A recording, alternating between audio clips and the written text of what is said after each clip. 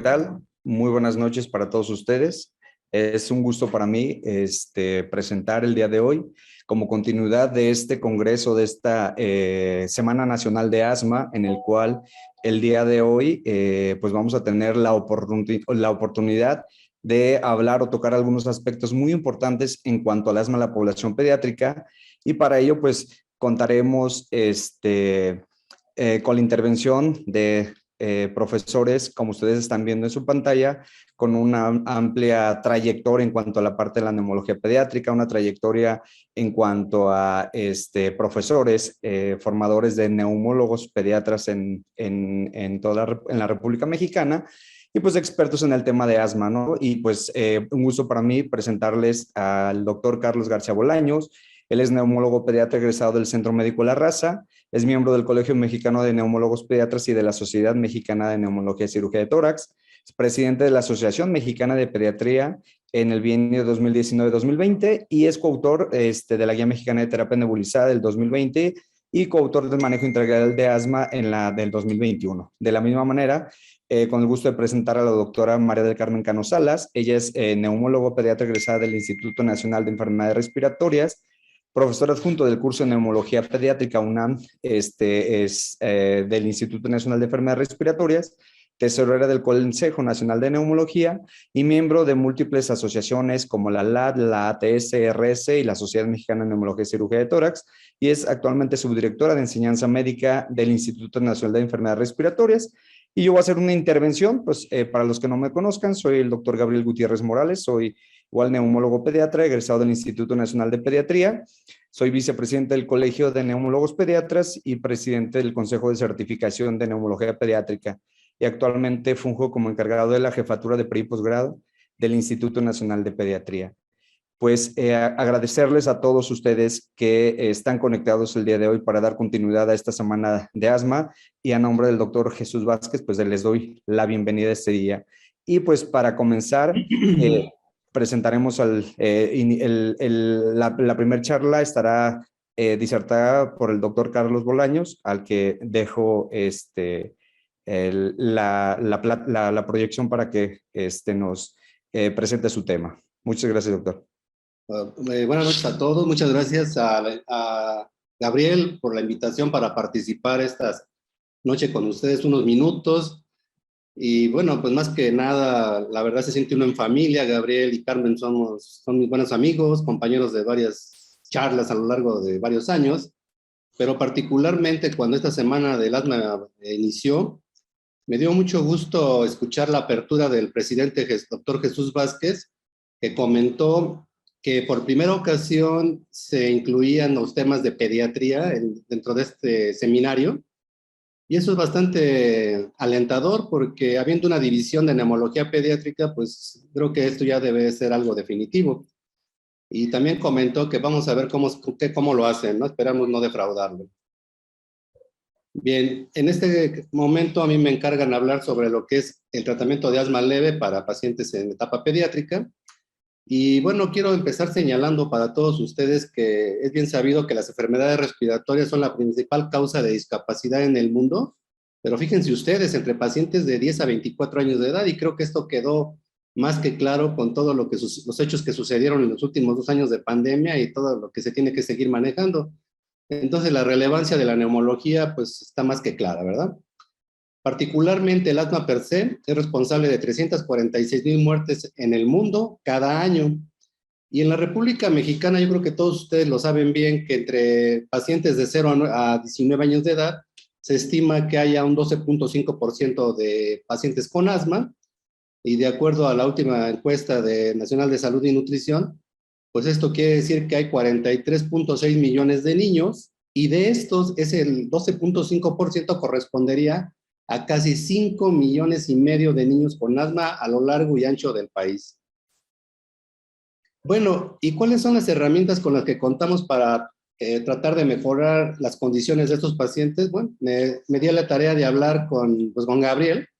Como ya vieron en su currículum, es el presidente del Consejo de Certificación en Pediatría de Neumólogos, y me comentó que hay alrededor de 270 neumólogos pediatras certificados, También le pregunté al doctor Memo Guaquida, que es el presidente actual de los inmunólogos alergólogos pediatras, y hay 390 en el país, certificados por supuesto. Hay 17,000 pediatras, de acuerdo a las cifras que me dio el Consejo Mexicano de Certificación en Pediatría, que es coordinado por el doctor Fernando García. Y hay, de acuerdo a la Federación Mexicana de Médicos Familiares, 25,000 de ellos y solo el 25% certificados. Y esto lo traigo a colación porque en esta publicación 2022 de la guía GINA, hay una alianza que tienen contra, perdón, no en contra, sino con una alianza global en contra de las enfermedades respiratorias crónicas, que esperan que a partir de hoy, en una década, cumplir con el lema de un mundo donde toda la gente pueda respirar libremente, ¿verdad? No sé si el recurso humano y material sea suficiente para también igualarnos en 10 años a mejorar las condiciones de los pacientes asmáticos en nuestro país, pero espero que así sea. El 46% de las muertes a nivel mundial se hubieran prevenido si el médico tratante hubiera actuado de una manera más asertiva. Y las principales razones que se mencionan es que muchos pacientes no reciben las indicaciones básicas, se hacen prescripciones erróneas. Y aquí hay que recordar que los pacientes asmáticos, la verdad es que es muy difícil que de primera instancia acudan al neumólogo. Generalmente van a ser vistos por sus médicos de familiares o generales de confianza, su pediatra, y ya después cuando las cosas a veces no van bien, pues ya llegan con el neumólogo. Aquí tenemos también que señalar que las crisis asmáticas mal manejadas también ponen en peligro la vida. Y algo que está muy en boga hoy y que es motivo de la segunda parte de esta charla es que no se refieren a tiempo, perdón, pacientes con asma grave. ¿Y de dónde surge toda esta situación? Desde mi punto de vista, tenemos que recordar que durante 3 décadas completas se estuvo promoviendo mucho que el problema fundamental de la enfermedad era el broncoespasmo. En consecuencia, pues todos a prescribir broncodilatadores de acción corta. Afortunadamente, hace casi 32 años se vuelve a señalar, aunque no era el único momento, ya se había dicho, que el problema fundamental de la enfermedad pues es la inflamación. Y como vemos en este esquema, hoy con las investigaciones más delicadas, más a detalle, pues sabemos que el paciente asmático se va a ver afectado de 2 vías o por 2 vías. Cuando se expone a la inhalación de alergenos, que va a activar las células dendríticas y a través de la interleucina 33-25 y la linfoproteína estromal tímica, pues empieza a activar, como todos saben, diferentes tipos de linfocitos que acaban formando inmunoglobulina E, y en medio de todo esto, pues vamos a tener varias citocinas bien identificadas. Por el otro lado, si el paciente se expone a los agentes virales, bacterianos, y como es muy común hoy para los niños enfrentarse a la exposición de humo de tabaco, pues ahora con las mismas interleucinas vamos a activar las células sinatas tipo 2 y al final del día lo que tenemos es una gran infiltración de eosinófilos a la vía aérea que conducen a la inflamación y a procesos de tipo inflamatorio que pueden ser alérgicos o no alérgicos. Y de aquí es cuando hoy por hoy, a partir de lo que llevamos de este milenio, estamos señalando, y ya le dimos más importancia, a diferentes biomarcadores como la inmunoglobulina E, y la interleucina 4-13, la 5, los mismos eosinófilos, la producción de óxido nítrico por el epitelio, etcétera. Una serie de condiciones que hoy son lo que más se acerca al manejo del asma grave, que será visto al final de la plática, y hoy se le puso como mayor atención en esta nueva versión GINA 2022 al bloqueo con otro anticuerpo monoclonal sobre la linfoproteína estromal tímica. Pero regresando al punto del asma leve, ¿cuáles son nuestras alternativas? Pues no hay mucho, donde echar mano. Broncodilatadores beta 2 de acción prolongada, de acción corta, broncodilatadores perdón, antimuscarínicos igual, de acción larga, de acción corta, y varios tipos de corticosteroides, de los cuales vamos a ver algunas características un poquito más adelante, porque no todos actúan de igual manera. Y desde mi punto de vista no hay que perder de vista, no hay que perder de vista la actividad que tienen las glándulas submucosas, porque ven ustedes que también son bastante estimuladas por la interleucina 4, que si bien es cierto que bajan procesos inflamatorios,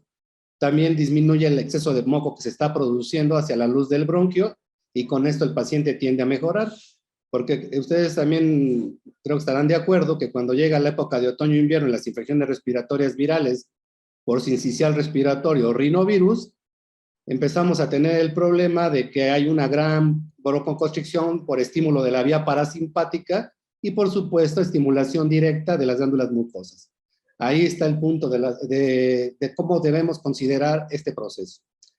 El pulmón humano, igual que otros mamíferos, está diseñado y programado para tener un crecimiento lineal normal. Sin embargo, hay situaciones que modifican esto, incluso en útero, ¿no? La carga genética para diferentes enfermedades como fibrosis quística y el mismo asma, o la exposición in útero a nicotina por la mamá que decide fumar. ¿Cuál es la relevancia de esto? Que cuando el paciente nace y tiene carga genética porque hay mucha atopia familiar, y es expuesto a contaminantes en intramuros, pues esto va a hacer que la vía aérea se inflame más y más rápido presenta los síntomas. El problema está que si el diagnóstico se hace a tiempo y no se retrasa, pues tenemos posibilidad de que el crecimiento recupere totalmente al íntegro, la lesión no es permanente y el pulmón sigue creciendo, pero la situación real es que muchos niños asmáticos tardan bastante tiempo en ser diagnosticados y a mayor número de crisis, es posible que la posibilidad de recuperación se vaya alejando y la lesión se vuelva anatómicamente permanente. Por eso el paciente se ve envuelto entre lo que, creo que ayer estaban hablando de fenotipos y otras situaciones de este tipo, la mezcla de la genética que tiene un paciente más el medio ambiente donde nace va a determinar el fenotipo, y ahora sabemos que hay que conocer el endotipo o mecanismo fisiopatológico por el cual hay diferentes tipos de pacientes que se afectan los pacientes asmáticos.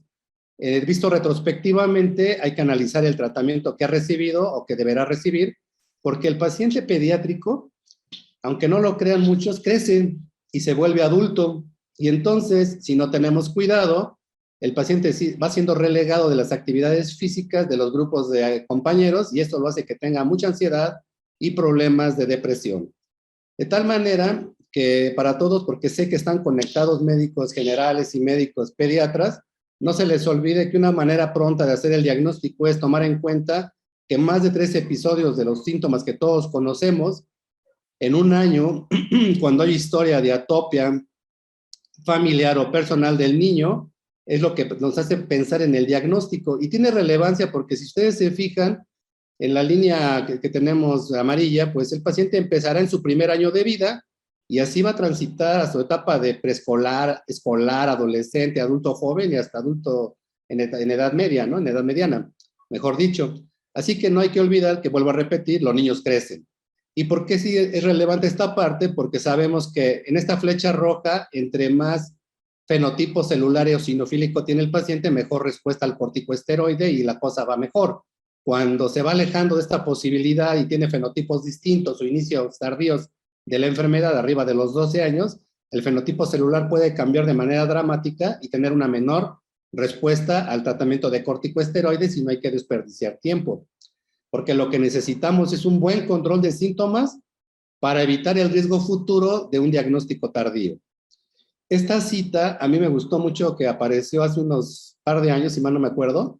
porque dice que parte de la educación del paciente, y aquí yo le pondría, y del médico, consiste en hacer que comprenda que el asma es una enfermedad crónica y que esta requiere un tratamiento permanente, aunque sus síntomas sean esporádicos. Sin embargo, la realidad es que más del 60% de los pacientes asmáticos en niveles leves o moderados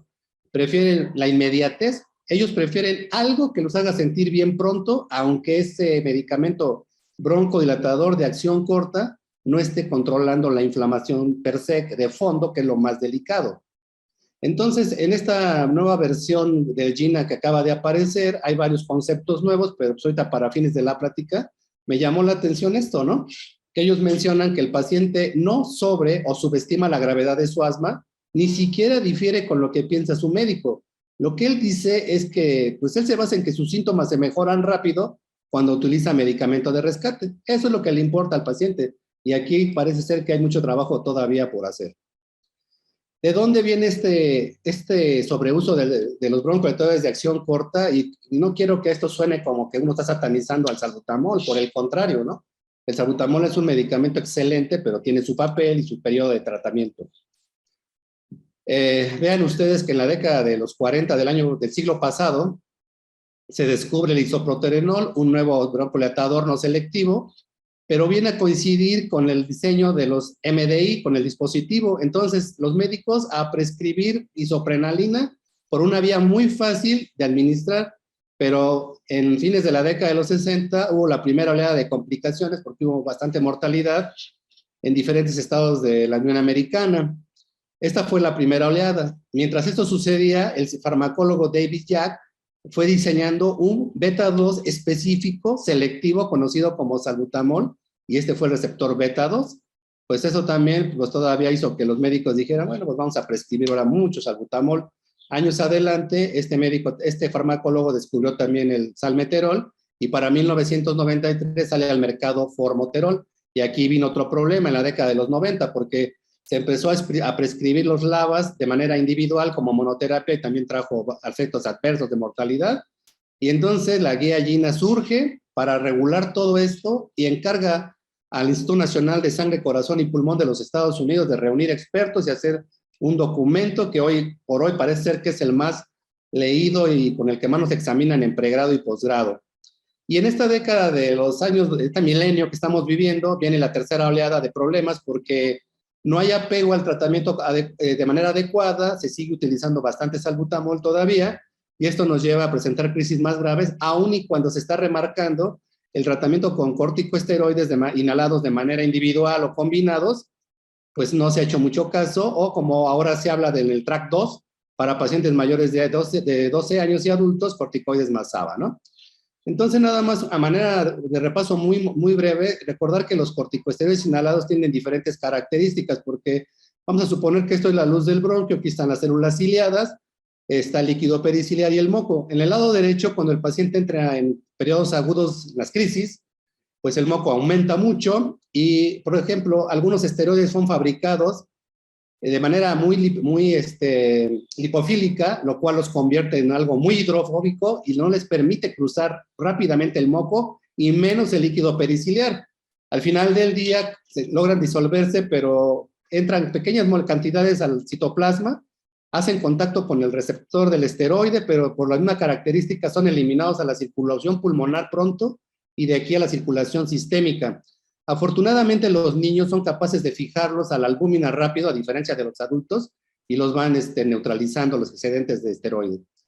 Vean ustedes que fluticasona tiene un tiempo de disolución en líquido de más de 8 horas, y por el otro lado, budesonida, que fue fabricada químicamente con una lipofilicidad intermedia, le confiere mayor hidrofilicidad, y en 6 minutos es capaz de cruzar esto, entra al citoplasma en mayor cantidad, hace contacto con el receptor específico del esteroide, lleva a cabo el proceso antiinflamatorio, el excedente de la budesonida se convierte en un éster de ácido graso a través de la coenzima A, y cuando empiezan a bajar los niveles de budesonida sobre el receptor, la lipasa en las células ciliadas del aparato respiratorio, igual que en el hígado, revierte el proceso, incrementa la budesonida activa, y por eso es que este medicamento permanece más tiempo en activo.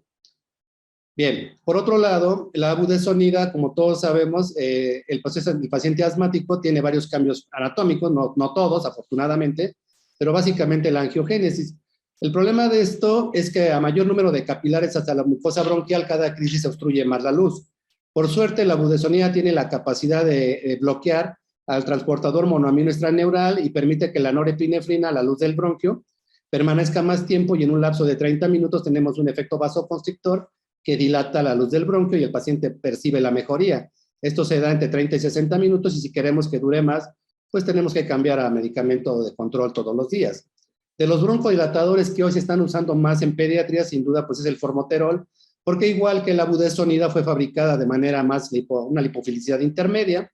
hace contacto con el receptor de acción inmediata, hace contacto con el receptor de acción prolongada, pero no se pierde en el citoplasma, y esto le permite mantenerse 12 horas.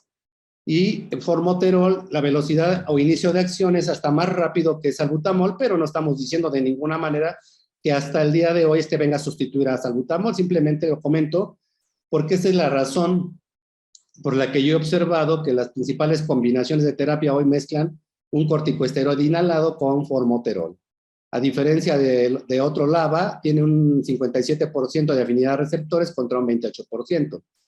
Y aquí llegamos a un punto interesante porque pues, yo creo que no es una novedad para nadie que el asma se ha convertido en un problema de salud mundial, que es una carga importante económica y psicosocial, porque genera mucha afectación a la familia, pérdida de días productivos, porque si el niño no va a la escuela, el familiar no trabaja. Y entonces, cuando el médico confronta al paciente, nada más va a haber 3 momentos en que lo va a ver.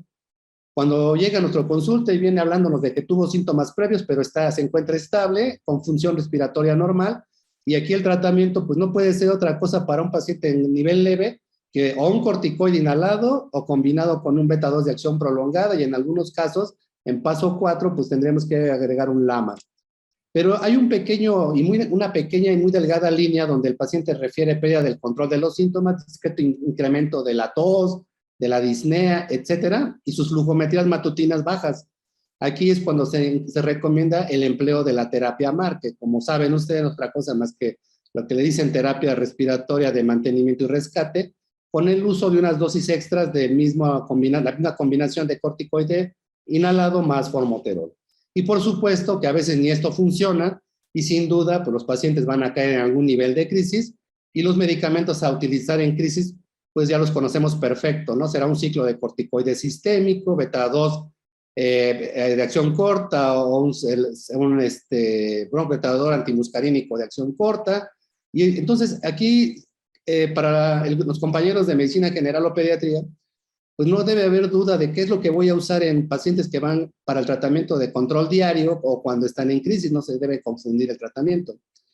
Y hoy por hoy llama la atención que a pesar de que el 60% de los pacientes van a cursar con un asma leve, 35%, con un moderado y un pequeño porcentaje con asma grave, de lo nuevo que publica Gina es poner en duda, y el año pasado lo había dicho, que al unir los pasos 1 y 2 de pacientes de 12 años y adultos, no tenían un nombre con qué sustituir esa parte que se llamaba, que antes le ponían, por muchos años le pusieron asma leve intermitente o asma leve persistente, y ahora resulta que tenemos otro problema porque ponen en tela de juicio la definición de asma leve, porque de acuerdo al grupo de expertos de esta guía nada más, hoy es menos claro que es un asma leve, porque para ellos decirle que el médico le diga a un paciente que tienes asma leve, para ellos, fíjese, dice, pacientes y clínicos entienden que por ser de menos riesgo no requiere tratamiento controlador, y creo que esto sí está un poquito pues difícil de comprender. Lo que sí es cierto que el 30% de las muertes por asma son en gente que tienen síntomas poco frecuentes, pero ese es trabajo del médico de convencerlo. Y aquí es donde entra algo interesante porque dice, Gina sugiere evitar el término de asma leve. Entonces uno se pregunta, ¿y ahora qué le digo, no? Y si se utiliza, debe acompañarse de los riesgos de una crisis grave y la necesidad de emplear corticosteroides inhalados. Bueno, creo que esta es la responsabilidad de cada uno de nosotros todos los días. De tal manera que podemos echar mano mientras el grupo de Gina define esto, porque en esta publicación todavía dice que se van a tomar otro año para encontrar un acuerdo, y quien se quiera sumar a esto, pues bienvenido, para ponerle nombre a este paso que está por hoy sin sin ninguna definición. Entonces, el año anterior se diseñó lo que se viene conociendo como la guía de manejo integral del asma, y podríamos echar mano de aquí, porque pues en base en la columna de la izquierda, en verde, rosa y amarillo, vemos que los síntomas cuando son bastante aislados, pues un paciente que tiene asma de tipo leve, también los pacientes que siguen con síntomas 3 o más veces al mes, pero no diario, también están en un paso 2, y en el paso 3 empiezan a tener un poquito más frecuentemente los síntomas o cuando se sale de crisis. Y como ustedes saben, cuando empieza el paciente a tener más deterioro de la función pulmonar, pues ya caerá en paso 4. En la parte inferior izquierda, en una columna verde, nos señala perfectamente que cualquier médico, no tiene que ser un neumólogo necesariamente, puede manejar a los pacientes que están en asma de nivel leve. Mientras no aparezca otra definición, creo que por aquí esto puede ser bastante útil. Ya los pasos 4 y 5 serán tocados por mis compañeros. Y aquí entramos rápidamente a lo que ustedes conocen y por grupos de edad, ¿no? Si tenemos pacientes menores de 5 años, lo más relevante, para no entrar en detalle de todo este cuadro, es que hay que iniciar con dosis baja del corticosteroide inhalado que usted prefiera o que esté más acostumbrado. Y para el paso 2, Se recomienda que es mejor duplicar la dosis que agregar algún antagonista de receptores de leucotrienos. Incluso aquí hay un dato interesante en la parte inferior, porque dice que los pacientes pequeños que tienen sibilancias constantemente, aun y cuando no reúnan los criterios del índice predictivo de asma, pues lo más recomendable es manejarlos con corticosteroides inhalados al menos 3 meses y ir evaluando su evolución. Por otro lado, los pacientes que tienen de 6 a 11 años, ahora se autorizó que van a manejar otro anticuerpo monoclonal, que es la antiinterleucina 4, ya lo explicarán más tarde. Y aquí, algo que yo he considerado que hay que hacerle mucho caso a estos cuadros en azul claro, ¿no? A veces estamos quebrándonos la cabeza tratando de aprendernos el tratamiento escalonado, pero se nos olvida que hay que vigilar o mejorar, remediar las comorbilidades, porque si no, es difícil que el paciente resuelva o mejore solamente con tratamiento farmacológico. Aquí el tema está que en el paso 1, como no cambió con la guía del año anterior, pues ahí se recomienda dosis baja de corticosteroide inhalado. Para el paso 2, seguimos con las dosis bajas, lo igual que en el paso 3. Pero aquí viene algo interesante. Cuando el paciente llega a paso 3, podemos seguir con dosis bajas o combinarlo con formoterol. Y aquí es donde aparece lo que conocemos como la terapia MAR para este grupo de edad de 6 a 11 años, que repito, es el tratamiento respiratorio de mantenimiento y rescate, y esto significa que un paciente puede utilizar de 3 a 4 dosis extras por semana cuando percibe pérdida discreta del control de los síntomas, de la dosis usual que está manejando, y por debajo de esta línea, de este recuadro azul que estoy señalando, está para ellos lo que ellos llaman una dosis muy baja de corticoide, más formoterol, y lo que llaman una dosis muy alta. Para México equivaldría no a 100, porque hay de presentaciones de 80, 4.5 y de 160, 4.5. Y la dosis máxima recomendada de formoterol segura en un día, pues son 54 microgramos, y esto siempre debemos de tener en cuenta para no generar efectos adversos o problemas cuando estemos usando esta terapia de mantenimiento y control con un solo dispositivo, porque esta terapia MAR vino a colación cuando los estudios demostraron que el paciente empieza a percibir que sus síntomas no están bien entre 4 y 8 días antes de que tenga una crisis franca, y cuando en este momento se aplica la terapia MAR, pues logramos otra vez que no se desarrolle realmente una crisis franca, el paciente retoma el control de la enfermedad y continúa con su manejo. ¿Cuál es, en esta imagen verde me permití poner así, tal cual viene en el idioma original, este concepto de por qué se dividió en 2 tracks o 2 líneas de manejo en los pacientes de 12 años y adultos? Y lo único que dice aquí es para que veamos más claramente cómo escalonar hacia arriba o abajo, dependiendo cómo el paciente se vaya manejando, o en el track 2, demostrar cómo el SABA es el medicamento de rescate en esta línea de tratamiento prescrito, pero cuando el paciente no corrige, se tiene que agregar en el paso 3 un corticoesteroide, es una opción, más un LABA que no sea formoterol. Ya sabemos cuál es el otro LABA. Hace unos días tuvimos la oportunidad de escuchar a la doctora Helen Redel, que es la directora en jefe de la guía GINA, y nos explicaba que para paso 1 y 2, las dosis bajas de corticoide y formoterol son recomendadas para educación del paciente porque, por un lado, tiene menos cambios en los diferentes pasos del tratamiento, es el mismo dispositivo y mismo tipo de medicamento del paso 1 a 4, lo que es la terapia MAR, y pues por consecuencia, pues es necesario aprender solo una técnica de inhalación. Para el plan de acción del asma, te incorpora el plan de tratamiento incluso si se usan dosis extras al día o dosis altas de protección, o sea, terapia MAR. Y en teoría, para el paciente, más pacientes prefieren en pasos 1 y 2 el corticoide más formoterol por razón necesaria que estar cambiando de dispositivo como sucede en el track 2, donde ellos comentan que el paciente se tiene que adecuar o entender que debe cargar 2 inhaladores, uno con corticoide, uno con broncodilatador, y el médico debe saber que lo sepa conocer perfecto y diferencie para qué sirve cada uno de ellos, ¿no? Él podrá usar en el paso 2, que es cuando ya empieza un poquito más de síntomas, el corticoide 2 veces al día, y agregar SABA cuando se empieza a percibir que hay cierto grado de descompensación. Cuando pasa al nivel 3 o 4, les había yo señalado que aquí va a tener que cambiar a un corticosteroide inhalado, y un LABA diferente a formoterol, que en este caso pues es almeterol. Entonces aquí lo que les estaba comentando en las dos diapositivas anteriores pues es lo que se menciona, ¿no? Aquí es donde no tenemos un nombre que decirle a los pacientes, pero son los pacientes que tienen síntomas bastante aislados durante la semana, y aquí es cuando se usa el corticosteroide y formoterol por razón necesaria, a demanda, y tal vez esto tenga que ver mucho con la farmacología, como con la forma en que fueron diseñados químicamente. Y todos saben ya pues, que cuando pasan van a nivel 3, aquí igual que en el track 2 y en el track 1, la dosis sigue siendo baja para el uso del corticosteroide. Y entonces aquí, pues el tema a destacar, pues es la autorización del uso de la terapia MAT. Si estamos en el track 2, aquí el paciente, si se siente mal, incrementa las dosis cuando sea necesario de SABA, pero siempre acompañadas del corticosteroide inhalado. ¿Cuál? Pues el que se tenga a la mano en dos dispositivos distintos. Y vuelvo a repetir que cuando llegan al paso 3, vean ustedes cómo aquí lo dice, ¿no? O sigues con dosis, aquí tienes que pasar a un corticoide más LABA, o sea, una terapia combinada, y eso es lo que tenemos hasta el momento. Creo yo que las dos son buenas opciones, todo depende con qué nos familiaricemos, los medicamentos son correctos, es obligación de nosotros estar proveyendo de educación al paciente para que se adecue a cualquiera de las dos combinaciones.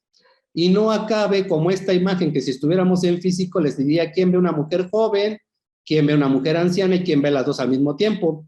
Algunos están viendo aquí la nariz de una mujer joven, su barbilla, su orejita y el cuello con una gargantilla. Otros están viendo el cabello de la anciana, el ojo de la mujer anciana, su nariz con una verruga y su boca. Y otros están viendo las dos cosas, ¿no? Ojalá el paciente nomás vea una sola cosa, que es lo que más le conviene a él.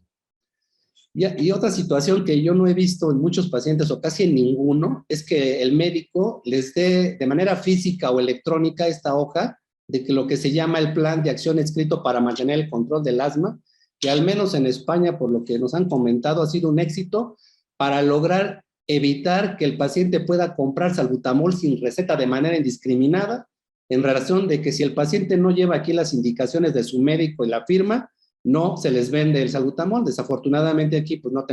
hemos llegado a tanto todavía, y ustedes conocen que tenemos esta para el manejo del plan diario, pero también tenemos esta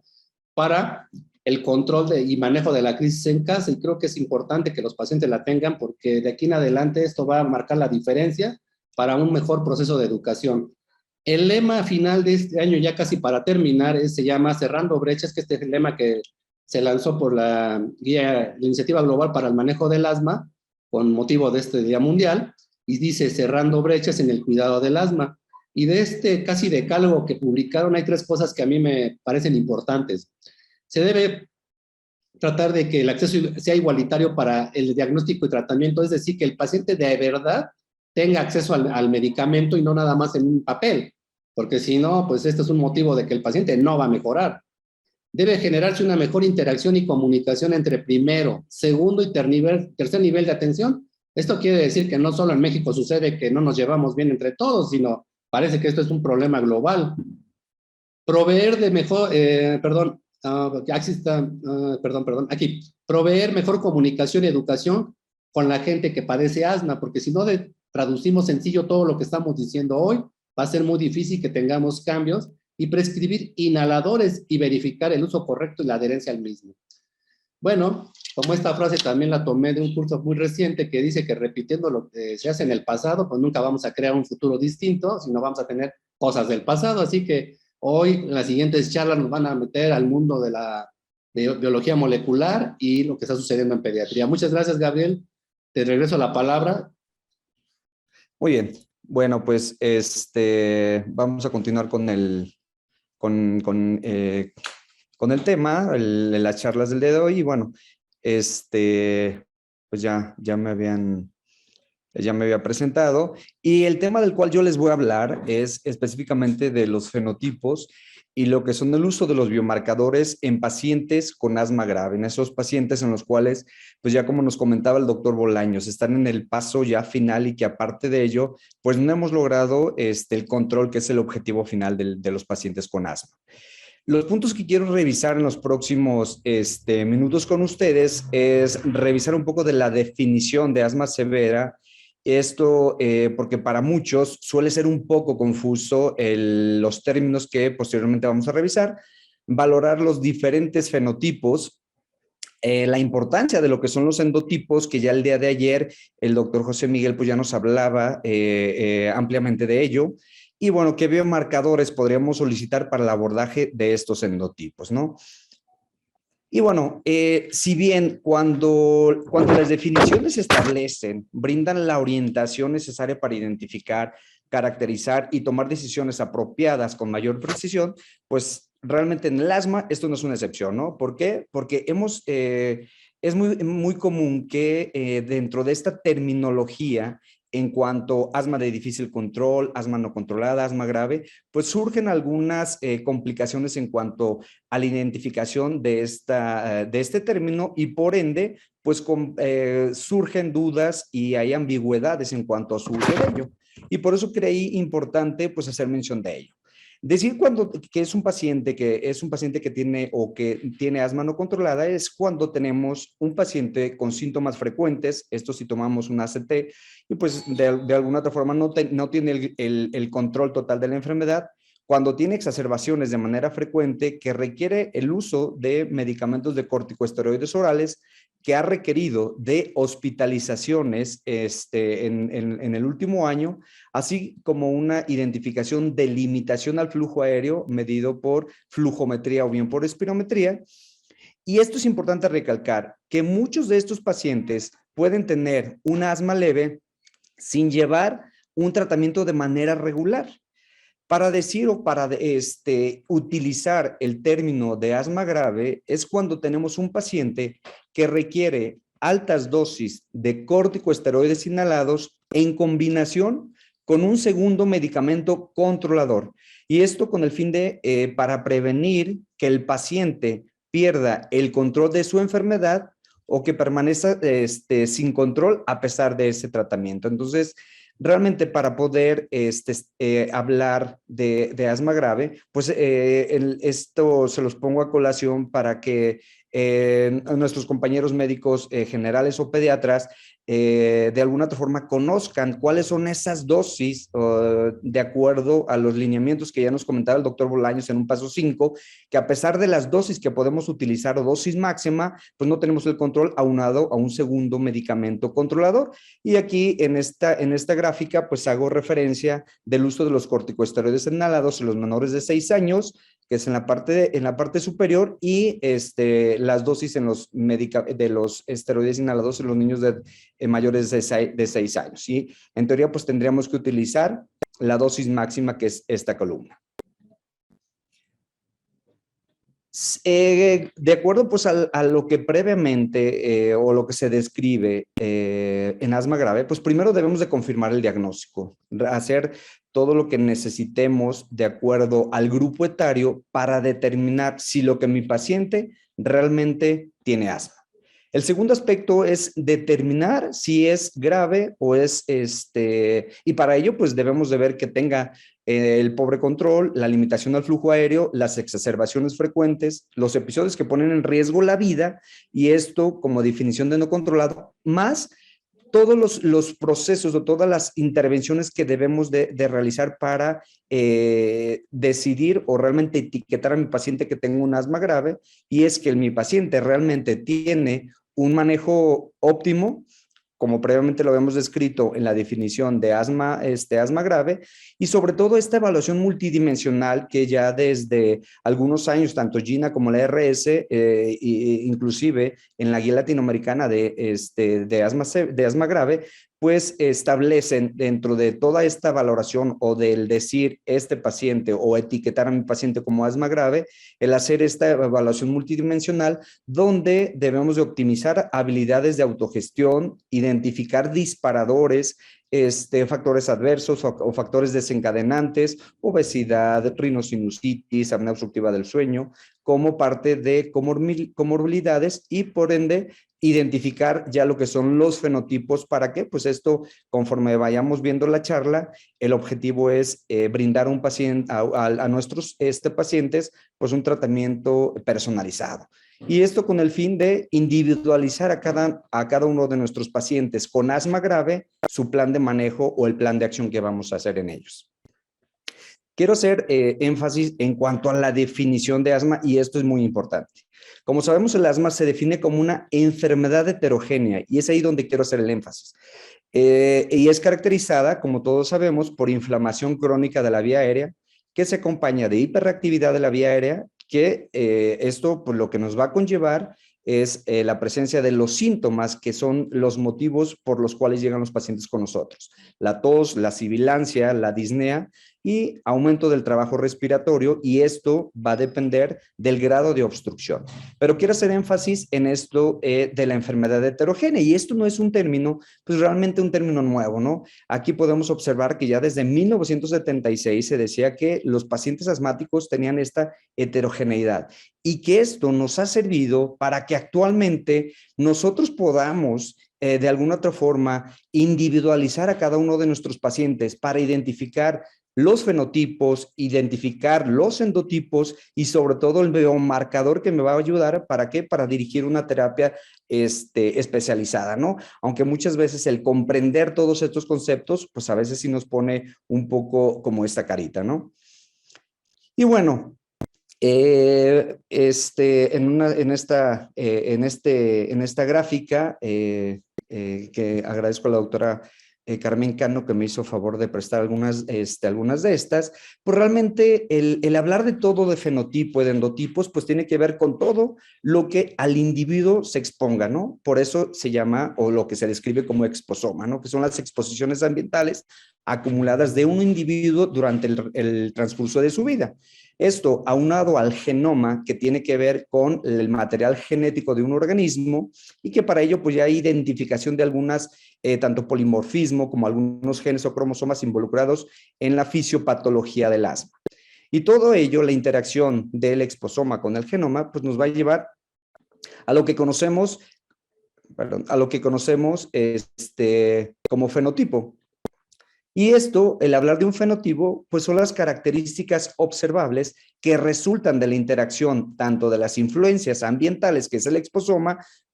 como de las influencias hereditarias, que es el genoma. Si hablamos ya de un fenotipo clínico, son o es la atribución de una enfermedad o combinación que describe diferencias entre un individuo conforme se relacionan todas estas, tanto el exposoma como el genoma. Y esto nos va a llevar a lo que son los endotipos, que esto es un subtipo de una enfermedad definida ya sea funcionalmente o patológicamente por el mecanismo molecular o bien por una respuesta al tratamiento. Y esto nos lleva a lo que son los biomarcadores, que se definen como aquella sustancia o aquel pues, sustancia característica que es medida objetivamente y que es evaluada como un indicador de procesos biológicos normales, procesos patogénicos o bien respuesta biológica o intervención terapéutica. Y que esto al fin de cuentas lo que nos va a llevar es a un rasgo tratable, que es el blanco terapéutico, del cual la doctora Cano nos hablará posteriormente. Si bien existe una multitud de factores que pueden influir o inducir o suprimir ciertas vías en cuanto a la interacción de endotipos y fenotipos, y pueden desempeñar un papel importante en el desarrollo de estos, tanto de endotipos como fenotipos, ¿no? Desde la respuesta inmune, por ahí hay algunas publicaciones en cuanto a las células linfoides innatas del grupo 2, en el cual se establece que desempeñan un papel crítico en cuanto a las respuestas inmunitarias, y que estas son particularmente altas en todas las vías respiratorias, y que la característica de estas células, de estas células linfoides, tienen a expresar grandes cantidades de interleucina 5, interleucina 13, que posteriormente, pues vamos a ver en el transcurso de la charla la importancia de estas interleucinas en cuanto al desarrollo o a la fenotipificación de ciertos grupos de pacientes. De la misma manera, pues hay algunas descripciones en cuanto a las alteraciones tanto de la microbiota intestinal y bien de la microbiota o del microbioma respiratorio para la fisiopatología o el riesgo de asma en la población pediátrica, así como pues ya nos hablaba el doctor Carlos Bolaños de la importancia de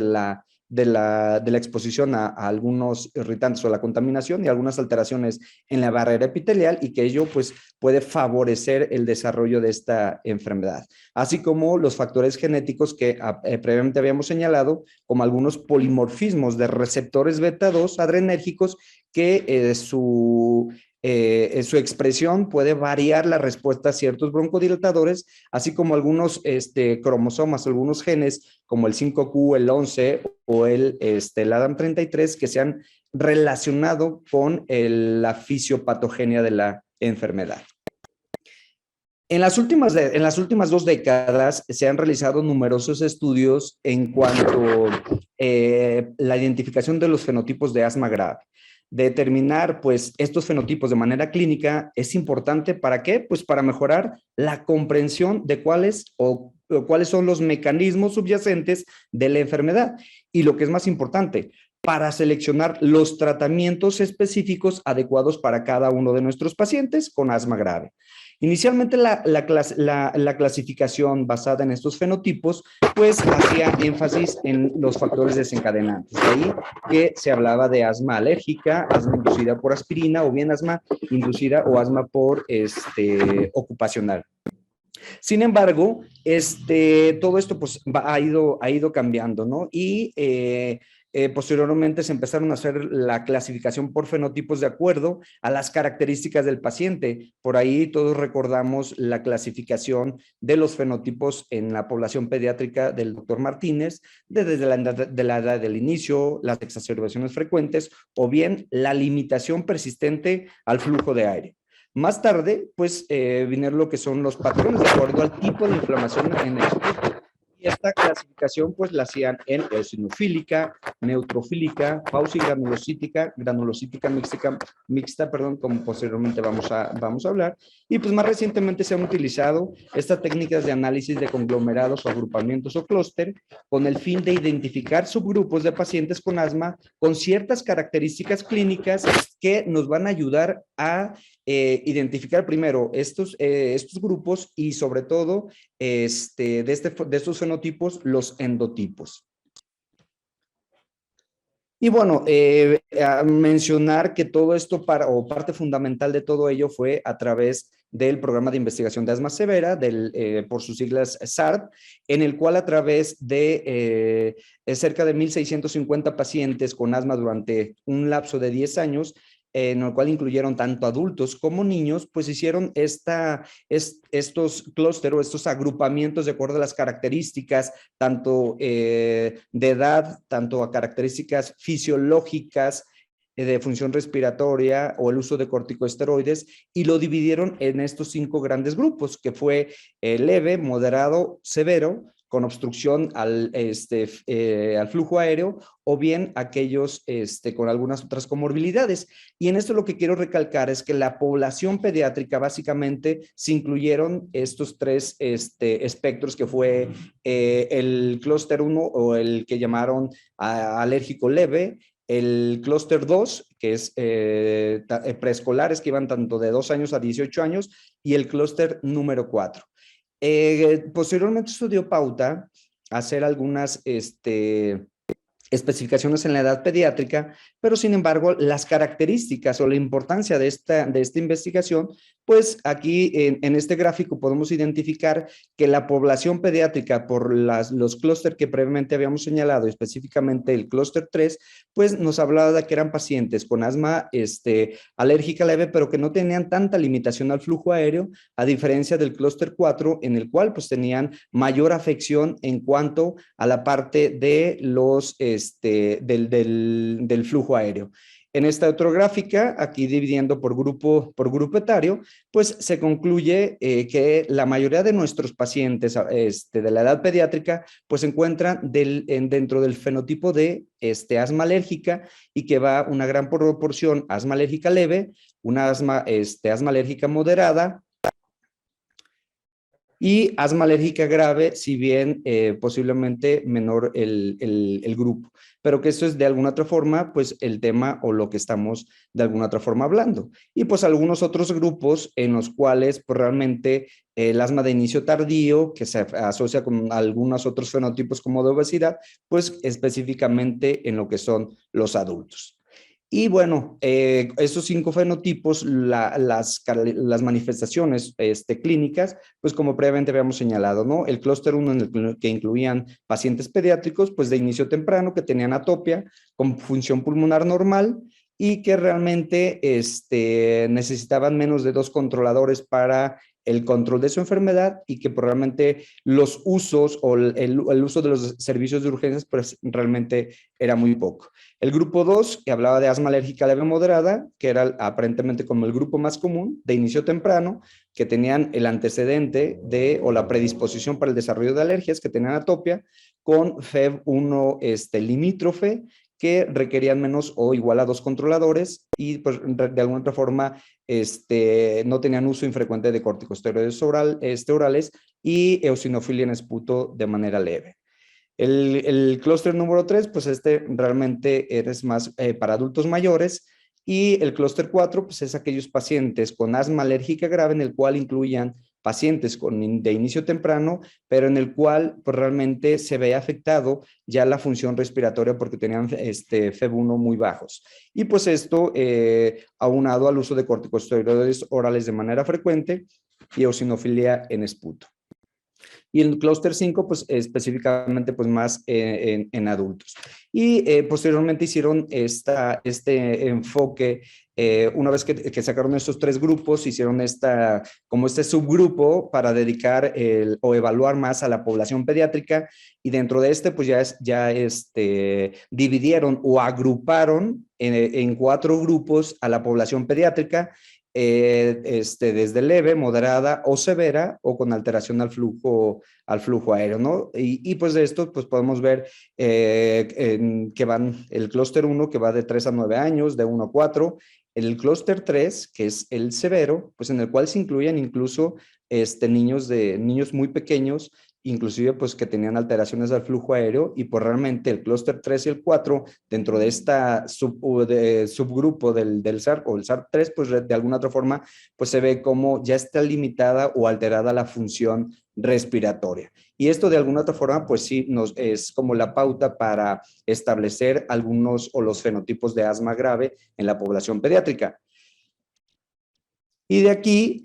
pues hicieron esta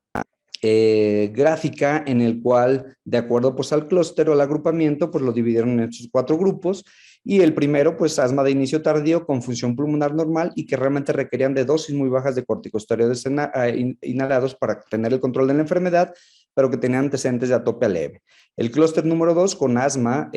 con un alto porcentaje también de pacientes, pero que eran asma de inicio temprano, pero que afortunadamente la función pulmonar no estaba adecuada, pero que sí requerían ya de dosis medias de corticosteroides inhalados para obtener una mejor respuesta y también el antecedente de atopia. El clúster número 3, que fue el más frecuente, pues asma de inicio temprano, ya con limitación al flujo aéreo y que requerían ya de dosis medias o altas de corticosteroides inhalados. ¿Para qué? Pues para tener el control y que aquí existían ya algunas manifestaciones radiológicas o bien algunas comorbilidades descritas. Y el clúster número 4, el asma de inicio temprano con limitación importante al flujo aéreo que tenían ya o requerían de dosis altas de corticosteroides inhalados y un alto porcentaje de pacientes con atopia.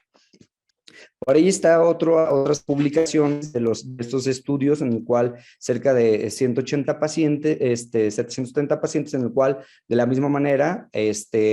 pacientes con asma grave, los dividieron o de acuerdo a estas características que fueron encontrando, los dividieron en estos 5 grupos o estos 5 clúster y de alguna otra forma pues son semejantes a lo que se encontró en cuanto a la población del SARP-2, ¿no? Perdón, del SARP-3, en el cual pues, de alguna otra forma solo hacían diferencias en cuanto a los niveles de alergia e inflamación alérgica, y aquí niveles intermedios en estos dos clústeres. Pero básicamente esto sirvió pues para dar o tener un conocimiento de los posibles fenotipos que podíamos encontrar en cuanto a los pacientes con asma grave. Y en esta otra publicación, en cuanto a la celularidad de muestras en lavado broncoalveolar para determinar el tipo de inflamación presente en los pacientes con asma grave. Y pues aquí en este grupo de cerca de 150 pacientes, y de acuerdo a la celularidad que encontraron, pues eosinofilia en el 10%, neutrofilia en el 15.9%, granulocítica mixta y la pausigranulocítica. La eosinofílica, pues más relacionada con los pacientes con procesos alérgicos. La neutrofílica, más de 6% de neutrófilos, que estos son algunos datos importantes que posteriormente vamos a señalar. Y bueno, en cuanto a las características de estos pacientes, en cuanto a su evolución, al uso de medicamentos, al uso de los servicios de salud, pues realmente el mayor problema fue el grupo de pacientes con eosinofilia, porque tenían una morbilidad clínica significativa, porque son pacientes o fueron pacientes que recurrieron más a hospitalizaciones, a los ingresos a la unidad de cuidados intensivos, que requirieron usos de prednisona o de corticosteroides orales, que son pues factores de riesgo para una exacerbación, o que realmente cuando tengan una crisis asmática pues sea más grave, y que tenían en las pruebas de función respiratoria mayor obstrucción. Y bueno, ayer con el doctor José Miguel veíamos esta imagen que realmente nos trata o nos señala cómo es la vía respiratoria en un paciente sano. Tenemos el músculo liso y cómo es el epitelio en esta población, y tenemos aquellos pacientes en los cuales, de acuerdo al fenotipo, que es un fenotipo eosinofílico, en el cual pues realmente hay inflamación eosinofílica alérgica, y por ende pues aquí los eosinófilos se van a encargar de qué, pues de inflamar lo que es o hipertrofiar lo que es el músculo liso. Aunado a ello, pues como posteriormente vamos a revisar, todo lo que hace la activación de las células dendríticas dentro del epitelio respiratorio, la cascada de procesos que se llevan, y por ende que nos dé el daño epitelial, engrosamiento de la membrana basal, y la hiperproducción de moco por la estímulo de las glándulas. Tenemos el fenotipo en el cual es asma no eosinofílica o pausigranulocítica, en el que realmente hay muy pocos eosinófilos, no hay neutrófilos, el daño epitelial es mínimo, el moco también no es muy abundante, hay tanto el crecimiento de la membrana basal como la hipertrofia del músculo, pues realmente es muy poca. Tenemos el otro fenotipo, que es la inflamación eosinofílica no alérgica, en el cual de la misma manera, por el estímulo de los mastocitos, pues la liberación o el estímulo de algunas interleucinas que van a condicionar de una manera el daño en la membrana epitelial, y por otro lado la hipertrofia del músculo liso bronquial. Tenemos el fenotipo de inflamación neutrofílica tipo 1 o tipo 17 como posteriormente vamos a ver, en el que pues realmente lo más importante es el infiltrado de lo que son neutrófilos dentro de este epitelio, y que ello pues sí nos puede conllevar a inflamar o estimular la producción de moco por las glándulas mucosas y el daño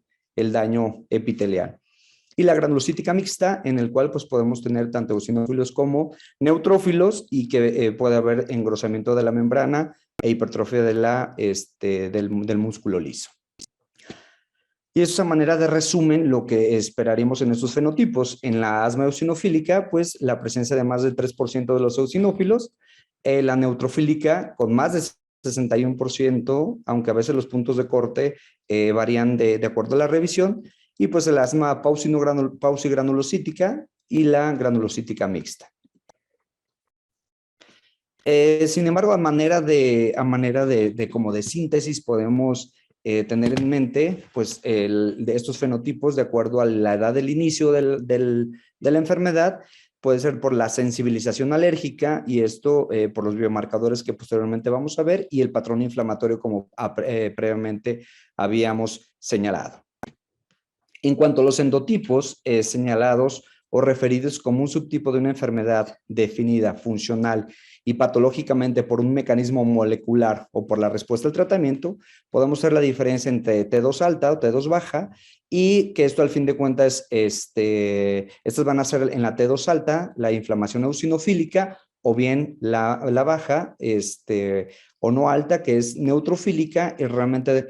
todas las células que se van a ver involucradas en cuanto a este tipo de inflamación eosinofílica y todas las células y las interleucinas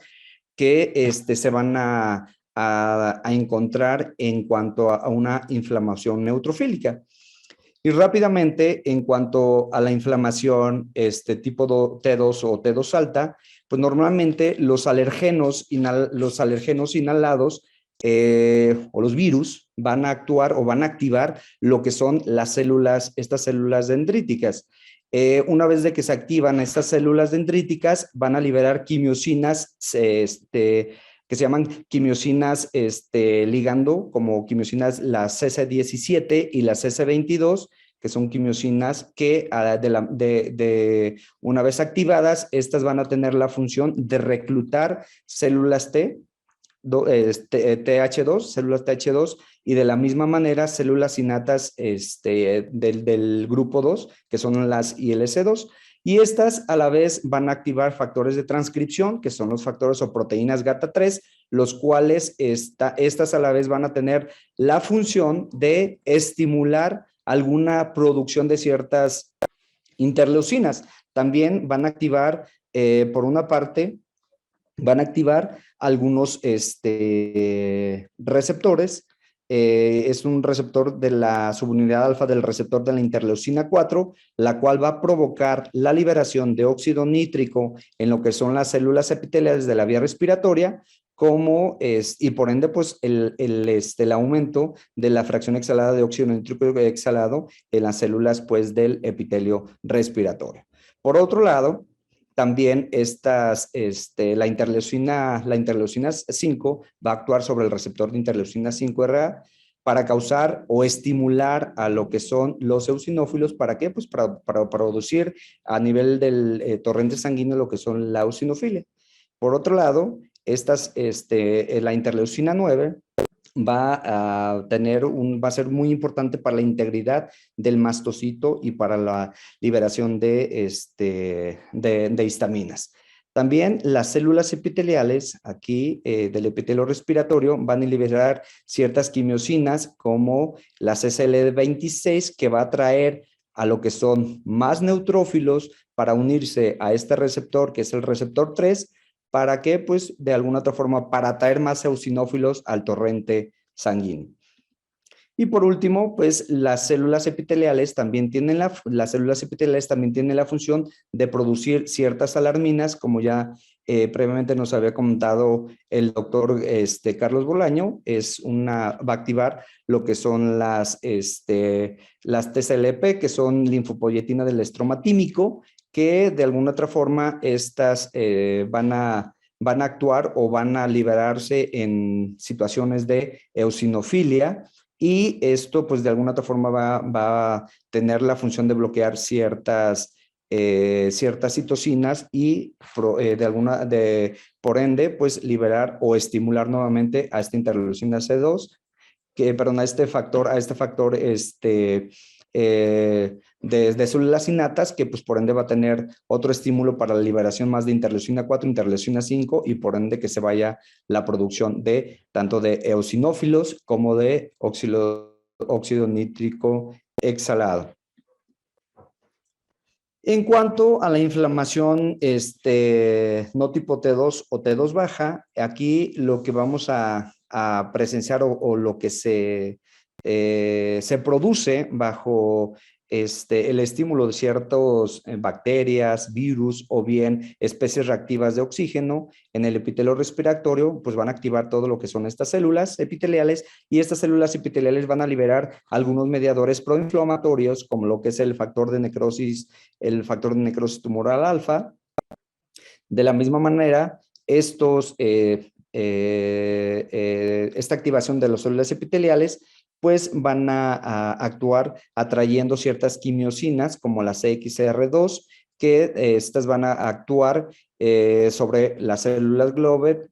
¿para qué? Pues muchas veces para la producción de moco. De la misma manera, estas células epiteliales estas células epiteliales van a liberar también otras sustancias como la interleucina 23, y esta interleucina 23 va a tener la función de activar tanto a los linfocitos TH17 y de la misma manera a las células linfoides del grupo 3, y con ello pues, la producción de interleucina 17 y por ende nuevamente la activación de toda esta cascada que previamente habíamos señalado. De la misma manera, también los macrófagos liberan algunas citocinas proinflamatorias, como la interleucina 1 beta y la interleucina 18 y la interleucina 6, que pues, de alguna otra forma son citocinas proinflamatorias que van a perpetuar todo el proceso inflamatorio.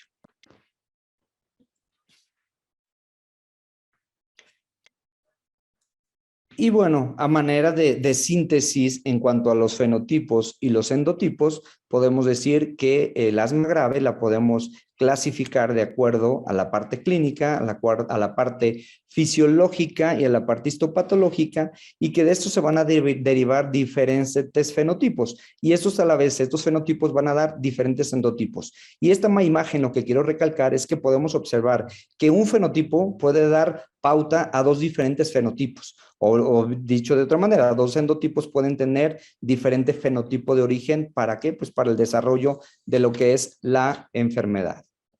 o el asma grave. En cuanto a los biomarcadores, o ya para entrar a la parte final de la charla, de acuerdo pues a los endotipos que previamente habíamos señalado, que son T2 baja o T2 alta, podemos decir que dentro de los T2 alta tenemos lo que son los eosinófilos en sangre, los eosinófilos en esputo, la IgE sérica, la periostina y la fracción exhalada de óxido nítrico como biomarcadores usados actualmente. Y como biomarcadores que están en investigación, lo que es el condensado de aire expirado y compuestos orgánicos volátiles, pero pues como aquí lo dice, ¿no? Están en investigación.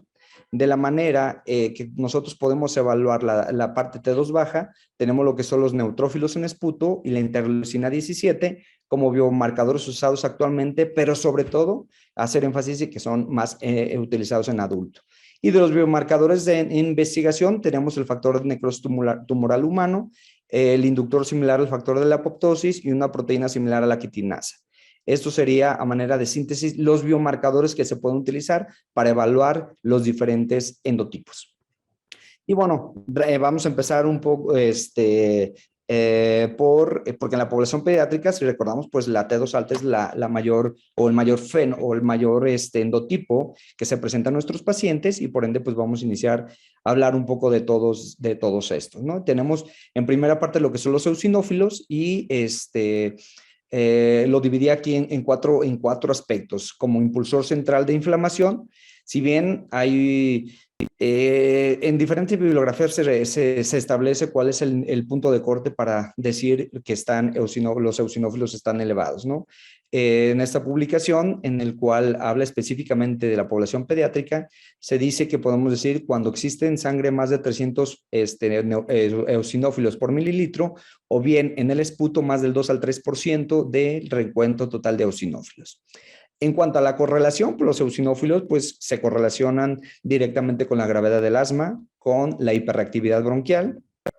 y aunado a un feno, pues tienen una buena respuesta, o son predictores de una buena respuesta a lo que es el uso de corticosteroides inhalados. Y en el esputo se considera beneficioso para monitorear objetivamente el asma y guiar lo que son intervenciones terapéuticas. En cuanto a predictores de respuesta, está por ahí un estudio que es el ensayo INFAT, en el cual establece que podemos hablar que niños con eosinófilos más de 300 y sensibilidad a aeroalergenos tienen mejor respuesta a los corticosteroides inhalados. Y aquellos niños con más de 400 células tienen mayor riesgo de exacerbaciones graves. Y bueno, en cuanto a la eosinofilia en esputo, es más específica. La eosinofilia en sangre pues no siempre refleja lo que es la eosinofilia pulmonar, y su presencia es característica en atopia y se relaciona inversamente con lo que es el FEV1. En cuanto a la IgE, pues como sabemos, pues es una inmunoglobulina que media la respuesta mediada por hipersensibilidad tipo 1, se va a unir a los receptores de IgE en los mastocitos y los basófilos y va a producir citocinas que median la respuesta T2. Más del 80% de la población pediátrica con asma tiene un componente alérgico. Los niveles altos de esta inmunoglobulina aumentan riesgo de desarrollo posterior de asma en niños con sibilancias inducidas por virus. La IgE total y específica son diana para identificar el estado atópico asociado a asma en los pacientes, y su uso nos ayuda para estimar dosis óptima de anticuerpos, como posteriormente lo vamos a ver en la charla de la doctora Khan. En cuanto a la periostina, pues es una proteína de la matriz extracelular secretada por las células epiteliales de las vías respiratorias, y esta va a aumentar en respuesta a la interleucina 13 y a la interleucina 4. Este juega un papel importante como mediador de varios procesos patogénicos en el asma, en la remodelación de la vía respiratoria, en la fibrosis subepitelial, en el reclutamiento de eosinófilos en el epitelio respiratorio y en la regulación de la producción de moco a partir de las células caliciformes. Por ende, pues está incrementada en pacientes asmáticos y también en aquellos otros pacientes que tienen otras enfermedades alérgicas como la rinositis alérgica o la dermatitis atópica. Y esto, la periostina, lo que hace es actuar sobre los eosinófilos, estimulando su adhesión y reclutamiento dentro de lo que es el epitelio respiratorio. Y bueno, pues es producida por los eosinófilos una vez que estos han sido estimulados por la acción de la interleucina 3 y la interleucina 4. En cuanto a la fracción exhalada de óxido nítrico, pues ya el día de ayer tuvimos una charla donde nos hablaron específicamente de todo esto de la fracción exhalada de óxido nítrico, y nada más haciendo o puntualizando algunos conceptos o algunos puntos, ¿no? Es una molécula producida por las células epiteliales respiratorias y funciona como un vasodilatador y un broncodilatador en los pulmones, y se va a sintetizar a partir de la L-arginina por la enzima óxido nítrico sintetasa inducible en respuesta a ciertas citocinas inflamatorias. Si bien su medición es sencilla, segura y bien tolerada, y pues tenemos ya estándares en cuanto a la población pediátrica, y bueno, los niveles de feno se pueden ver influenciados por varios factores, incluidos como el tabaquismo, la dieta, la obesidad, algunas variables somáticas, la espirometría, o bien por velocidad del flujo o la contaminación. Y pues realmente es una técnica no invasiva que sirve como indicador de la inflamación mediada por la interleucina 13, y pues se ha demostrado su correlación con la hiperactividad bronquial y los niveles de inmunoglobulina E. En cuanto a la evaluación del endotipo T2 bajo, pues los neutrófilos, los neutrófilos van a madurar las células dendríticas derivadas de los monocitos e inducen proliferación de células T y la polarización hacia un fenotipo celular TH2 bajo o T2 bajo, ¿no? Normalmente la elastasa del neutrófilo y las metalopeptidasa de la matriz 9 derivada del neutrófilo va a destruir lo que son las fibras de la elastina y las vías distales, que puede ser parte o dentro de la parte del remodelamiento pulmonar. Y normalmente en asma grave podrían haber una variación en cuanto a los diferentes porcentajes de los neutrófilos, y esto como consecuencia de la liberación de una serie de mediadores de las células epiteliales, como leucotrienos, interleucinas 17. Y pues estos datos apoyan la posibilidad de que los mediadores liberados por los neutrófilos sean capaces de remodelar la vía aérea. Si bien en la población de adultos, pues es un parámetro o es un biomarcador muy utilizado, en la población pediátrica, si bien recordando que la mayor parte de nuestros pacientes son de un endotipo T2 alto, es muy controvertido como el punto de corte. Y el uso de la interleucina 17, normalmente Esta interleucina no solo induce la secreción de factor estimulante de colonias de granulocitos, sin embargo, también promueve diferenciación de células progenitoras que son CD34 en los neutrófilos, por lo cual esto también tiene la función de producir o aumentar la producción de moco y ello pues condicionar metaplasia en el epitelio respiratorio y va a activar de manera como círculo vicioso más neutrófilos, más macrófagos y por ende fibroblastos, lo que va a resultar en remodelación de la vía respiratoria y que ello pues, pues nos haga pensar en un endotipo más en aquel paciente posiblemente fumador, ¿no? Y que pues si bien actualmente pues ya quizás es algo que tenemos que tener dentro de nuestro radar porque por la edad del inicio del tabaquismo, ¿no? Cada vez más en nuestra población pediátrica. Y pues esto va a inducir a las células endoteliales a secretar ciertas moléculas como los BICAM o los ICAM y promueve la diferenciación de las células TH17 y estas células que normalmente pues, están elevadas en los pacientes asmáticos y que esto va a activar algunas otras células que contribuyen directamente en la patogénesis del asma, como veíamos ya previamente en la descripción.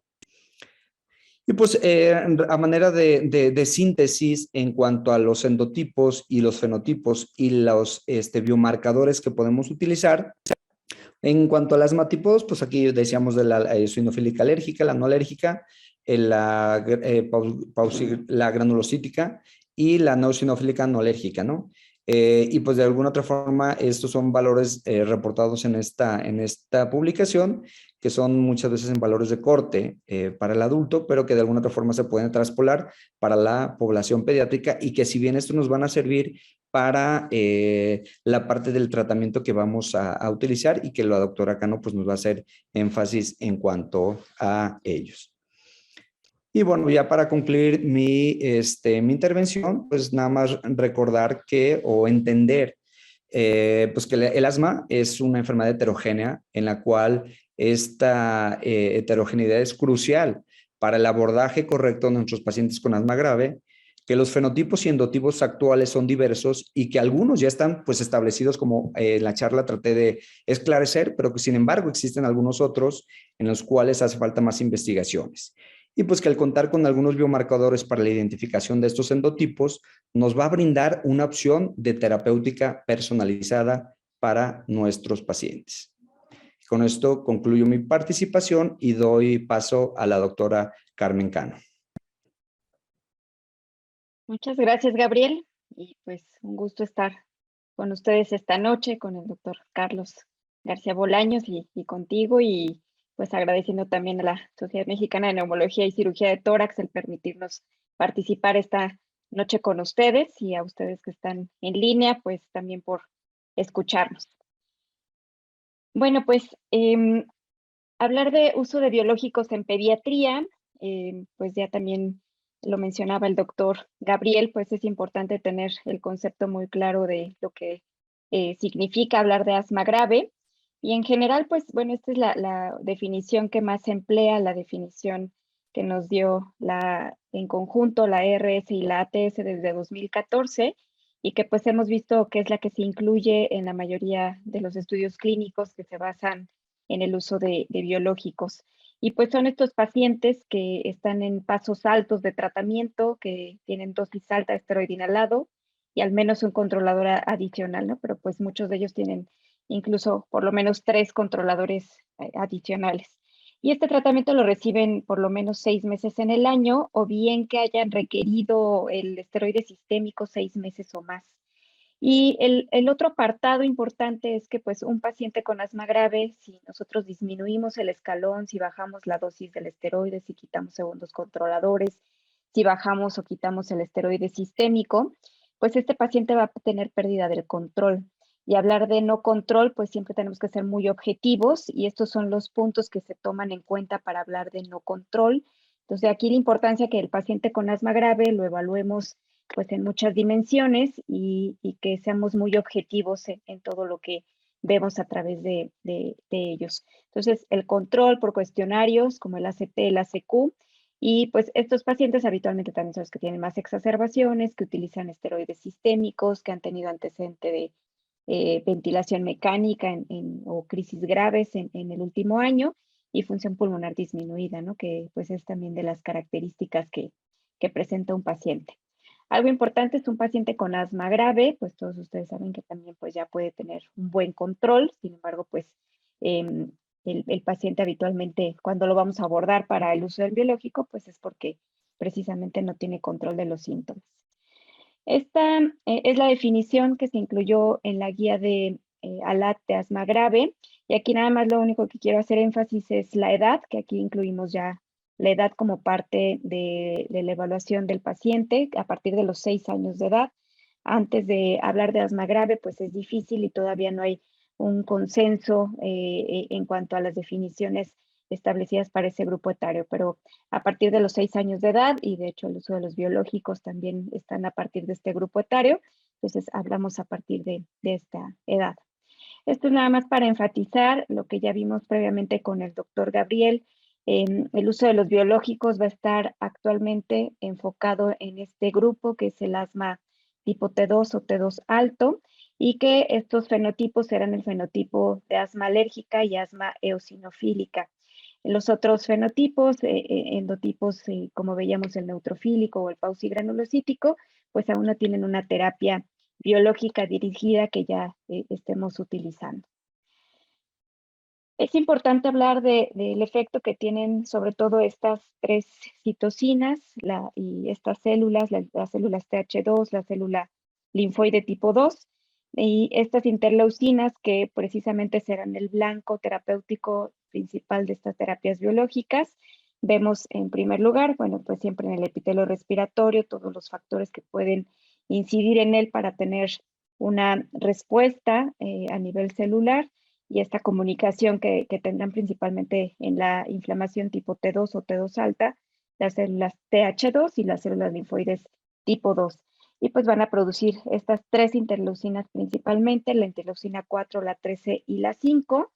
quienes son los blancos terapéuticos, ¿no? Y pues nada más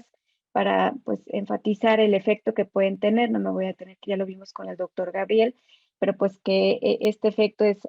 finalmente lo que vemos en la fisiopatología del asma, ¿no? La hiperplasia de las células calciformes con esta hipersecreción de moco, hiperplasia igual a hipertrofia del músculo liso, los cambios ya de remodelamiento y fibrosis que podemos ver en los pacientes, la disfunción de la barrera epitelial y pues bueno, la eosinofilia, que sabemos también que puede haber creación de eosinófilos en la misma vía aérea, que es la eosinofilopoiesis local, y que muchas veces pues el disminuir a los eosinófilos de forma periférica no es suficiente en los pacientes, ¿no? Que eso también pues lo hemos revisado a lo largo de esta semana. Y bueno, pues estos son en general los blancos terapéuticos que tenemos actualmente para el uso de los biológicos. La IgE, que pues bueno, el biológico que más años lleva en cuanto a experiencia de uso es omalizumab, que bueno, este va a actuar en precisamente la inmunoglobulina E libre que se encuentra en los pacientes que tienen este fenotipo de asma alérgica. Y por otro lado, pues han surgido ya en años recientes otros blancos terapéuticos, que es la interleucina 5, que veremos más adelante la importancia de esta interleucina 5. Y aquí pues hay 3 anticuerpos monoclonales importantes, 2 de ellos comparten el mecanismo de acción, que es el mepolizumab y el reslizumab, y en cuanto a la unión a la interleucina 5, y el benralizumab que se une directamente al receptor de esta interleucina. Y por otro lado tenemos al anticuerpo que se une a este receptor que comparte la interleucina 4 y la interleucina 13, que es el dupilumab, y tendremos también recientemente ya incorporado en el uso de los biológicos este medicamento que va a actuar a través de la linfopoyetina tímica estromal, que se llama tezepelumab, y que bueno, pues también tiene un papel importante ya si vemos en una vía más alta incluso que pues el resto de los anticuerpos monoclonales que actualmente se utilizan, ¿no? Entonces, pues bueno, también cada vez vamos a tener oportunidad de utilizar más anticuerpos y en edad pediátrica, pues bueno, sin duda es un reto todavía el uso de cada uno de ellos. Ya nos platicaba el doctor Gabriel esta importancia de fenotipificar al paciente, sobre todo cuando vamos a utilizar un biológico, ya hablando de pacientes con asma grave. Es básico tenerlos fenotipificados e identificar el endotipo en lo posible. Actualmente, pues tenemos 3 biomarcadores que son los que se emplean para, pues, un poco identificar el paciente candidato a cada uno de los biológicos. Y pues bueno, tenemos estos 3 principalmente, que serían los eosinófilos en sangre, y se habla de un nivel de 150 o más por microlitro. Feno a partir de 20 partes por billón, eosinófilos en esputo de 2%, y asma clínicamente alérgica, que bueno, esto también es importante, que a lo mejor no lo medimos objetivamente, pero pues tenemos un paciente que clínicamente es alérgico. Algo que también quiero que vean, son las recomendaciones de la guía GINA, pero pues es que no tendríamos que tener todos estos biomarcadores positivos en un solo paciente, ¿no? Si ven es IO en cuanto a eosinófilos en sangre, feno y esputo en cuanto a los eosinófilos. Entonces, hablando de esta inflamación tipo T2, pues es como más sencillo con estos parámetros, digamos, pues lograr tener este fenotipo del paciente. Cuando el paciente está utilizando esteroide sistémico, pues sabemos que estos biomarcadores van a disminuir incluso con el inhalado. Entonces, algo importante será que repitamos los eosinófilos en sangre y el feno más de 3 veces,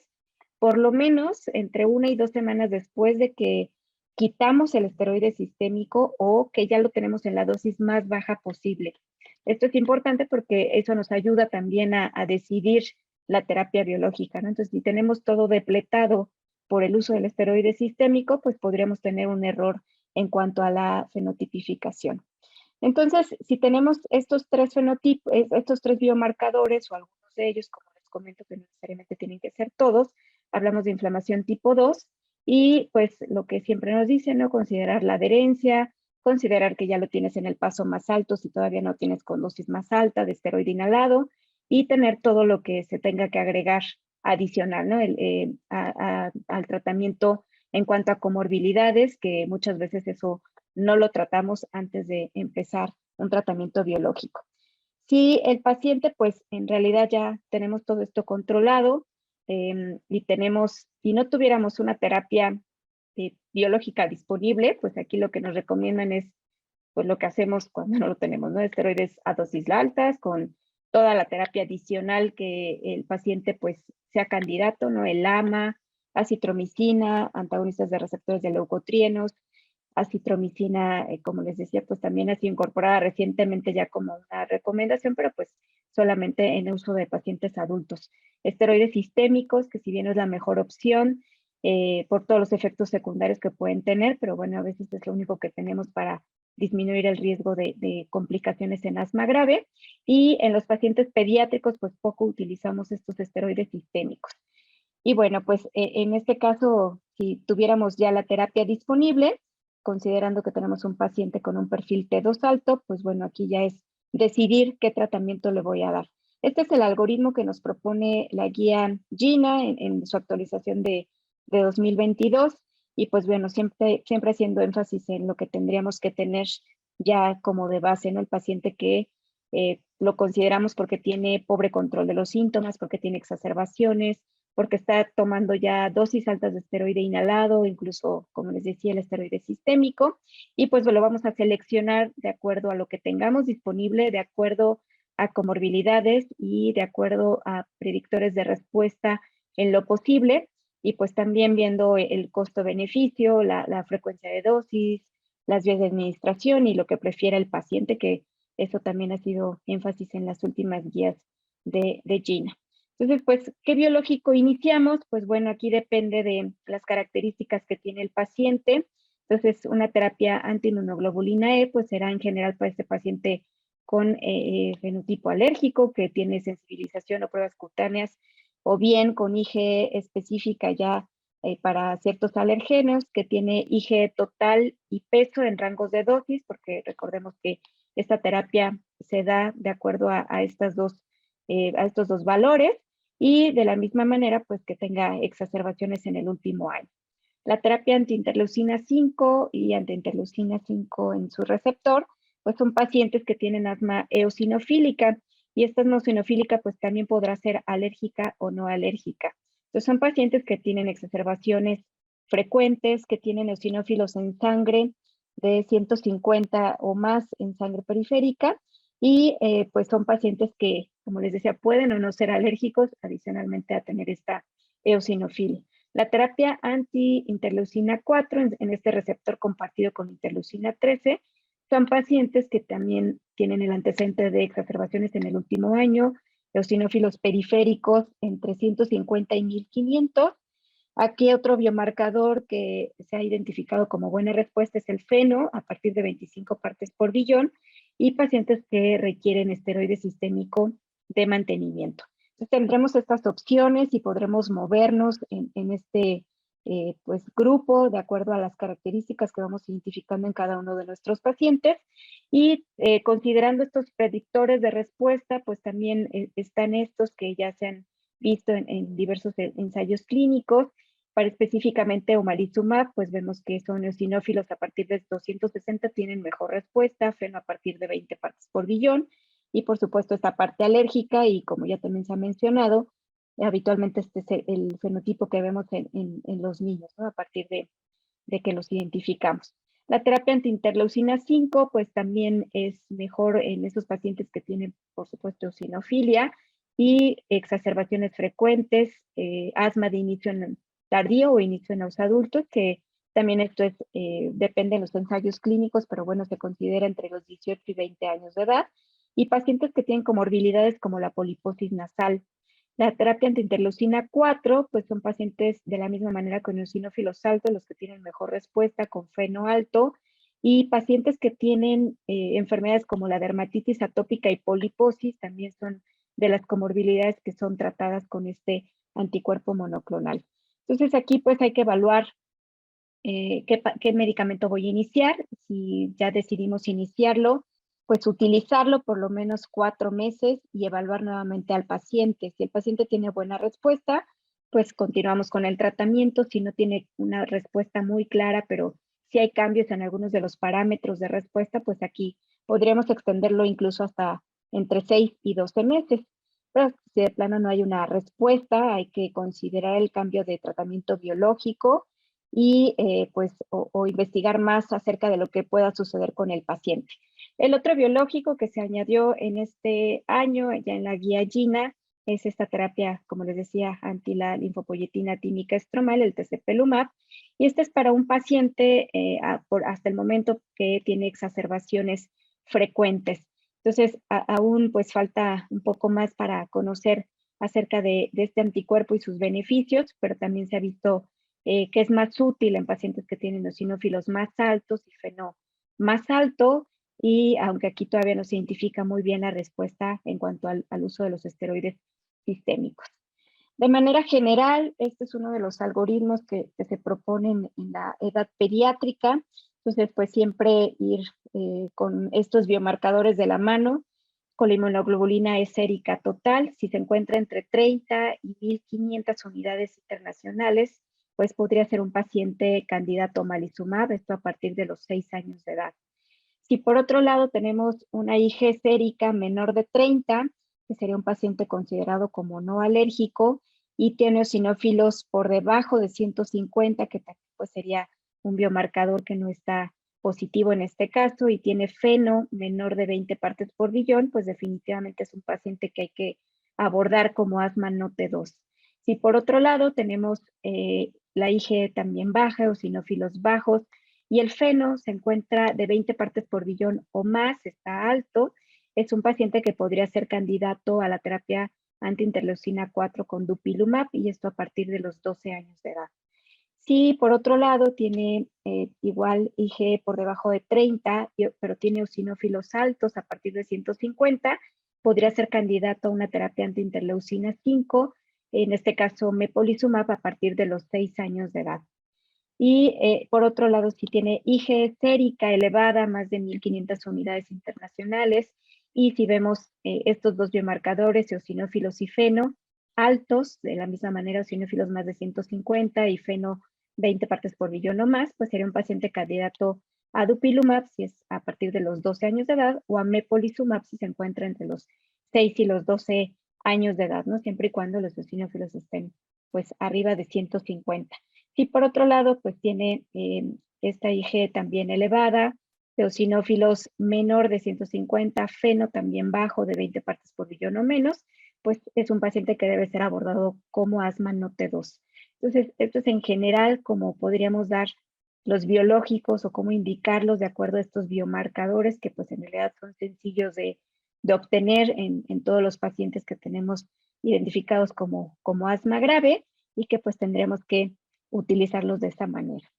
Hablando un poco nada más de estos anticuerpos monoclonales, pues tenemos al omalizumab, omalizumab que pues es el que más conocemos, ¿no? Y que es específicamente para estos pacientes con asma alérgica, y la característica que tiene pues es unirse a esta inmunoglobulina E que se encuentra libre y pues de esta manera al unirse a ella pues va a evitar que se una la IG a los receptores específicos que se encuentran en células involucradas en inflamación alérgica, ¿no? Principalmente la célula cebada, el mastocito, el basófilo o también incluso los eosinófilos. Y pues al unirse, al inhibir a estas células, pues va a evitarse toda la liberación de todos los gránulos, ya sea preformados o nuevos que tienen estas células y que sabemos que desencadenan el proceso alérgico, ¿no? Entonces, pues es la forma en la que podemos ver que funciona. Entonces, aquí hay mayor respuesta en el paciente que tiene este fenotipo alérgico a partir de los 6 años, que utiliza dosis altas de esteroide inhalado, que incluso tiene esteroides inhalados, que ha tenido que utilizar LABA por largo tiempo también y a pesar de eso tiene exacerbaciones, que tiene pruebas cutáneas positivas ya para IgE o bien IgE específica para ciertos aeroalergenos, y la función pulmonar, que deberá también estar disminuida, menor de 80%. Feno elevado, como les comentaba, a partir de 20 partes por billón, es donde se ha visto un poco de refuerzo, de respuesta, y pacientes que también tienen eosinófilos a partir de 260. Y bueno, pues este anticuerpo monoclonal, si bien lo hemos utilizado por muchos años, pues también pues se ha visto que no para todos los pacientes ha sido el que tiene mejor respuesta. Las limitantes pues son estas en cuanto a la dosificación, que tendríamos que tener siempre en rangos terapéuticos para, en cuanto al peso y en cuanto a niveles de IgE, siempre considerarlo, y que pues solamente lo tendríamos que administrar de acuerdo a eso cada 2 o cada 4 semanas, ¿no? Que pues eso también a veces ya es, dependiendo cuántos viales tengamos que usar, pues bueno, a veces es más costoso que otros anticuerpos monoclonales. El omalizumab, pues una de las también ventajas es que ha tenido pocos eventos secundarios también a lo largo ya de su uso en México ya desde el 2003. Específicamente son más efectos locales como el dolor, el enrojecimiento en el sitio de la aplicación. Y bueno, pues como les comentaba, puede ser que utilizamos un vial cada mes, pero puede llegar a 4 viales en un mes, ¿no? Todo dependiendo de cuánta dosis utilicemos. Y bueno, estos anticuerpos anti-interleucina 5, pues como les decía, hay dos que comparten el mismo mecanismo de acción, que son el mepolizumab y el reslizumab. En realidad el mepolizumab es el que empleamos en la edad pediátrica. El reslizumab, aparte de que no está en México, pues es a partir de los 18 años de edad. Y pues estos se van a unir a esta interleucina 5, evitando que se una directamente al receptor de esta interleucina. El benralizumab pues se va a unir a la cadena alfa del receptor de interleucina 5, pues va a tener otro mecanismo, digamos, diferente, pero actuando sobre la misma interleucina. Entonces, pues la importancia de inhibir a esta interleucina 5, pues es porque forma parte de este fenotipo eosinofílico que puede ser alérgico o no alérgico, y que pues sabemos que esta interleucina 5 es importante para que los eosinófilos maduren en la médula ósea, que se activen, que puedan salir de la médula ósea hacia otros tejidos, que sobrevivan ya una vez que llegaron a otros tejidos, y aquí la vía aérea, pues, una vez llegando ahí, pues tendrán que tener esta sobrevida para poder tener esta inflamación permanente, y pues de aquí la importancia de inhibirlos. Y como les decía, también puede haber eosinofilopoiesis local en la vía aérea, De aquí que pues estos anticuerpos monoclonales también son importantes, cómo actúan en estos eosinófilos que se producen ahí. El mepolizumab, pues bueno, como les decía, se va a unir a esta interleucina 5 y pues va a inhibir precisamente que se unan a la cadena alfa del receptor, y es como va a actuar principalmente. Ya diversos estudios clínicos, pero principalmente pues vemos los efectos igual en exacerbaciones, mejoría de la calidad de vida, mejoría en los síntomas y disminución del uso de esteroides sistémicos. El mepolizumab pues es a partir de los 6 años de edad y podremos administrarlo dependiendo el grupo etario, pues la dosis es de 40 miligramos en el grupo de 6 a 11 años, de 100 miligramos a partir de los 12 años de edad, y esta es una aplicación mensual, y de la misma manera los efectos secundarios son principalmente locales, ¿no? En cuanto al dolor, enrojecimiento en el sitio de aplicación y otros efectos secundarios que se pueden presentar como cefalea, fatiga, bueno, anafilaxia a cualquier medicamento, pero pues en general la mayoría son efectos locales. El benralizumab, que como les decía, tiene este efecto de actuar a nivel directamente en el receptor, y bueno, eso hace también que tenga otro efecto que se conoce como el favorecer esta apoptosis de las células natural killer y de los eosinófilos, y eso hace que pues tenga un efecto más rápido, digamos, en disminuir a los eosinófilos en sangre y también a nivel de la vía aérea. Habitualmente, pues es este paciente el que tiene eosinófilos más altos, a partir de 300 principalmente, que tiene eosinófilos en esputo, exacerbaciones recurrentes y algunos otros usos, igual cuando están utilizando corticosteroides, como les decía, sistémicos, que tienen poliposis nasal y exacerbaciones de 3 o más al año, y pues, sobre todo en edad adulta a partir de los 18 años de edad, ¿no? Y pues función pulmonar disminuida también. Este anticuerpo, si bien hay estudios también a partir de los 12 años de edad, en nuestro país está la indicación a partir de los 18 todavía, se administran 30 miligramos subcutáneos, esto es cada 4 semanas por 3 dosis, es como una dosis de carga, y después se administra ya cada 8 semanas, entonces pues es también una ventaja, digamos, en cuanto a la dosificación, ¿no? Que se van espaciando las dosis y podría ser para algunos pacientes preferido en ese sentido. Efectos también locales, cefalea, faringitis y también riesgo siempre de hipersensibilidad. El otro anticuerpo monoclonal que empleamos, el que se une al receptor de interleucina 4, que también es compartido por esta interleucina 13, es el dupilumab, y pues bueno, al unirse a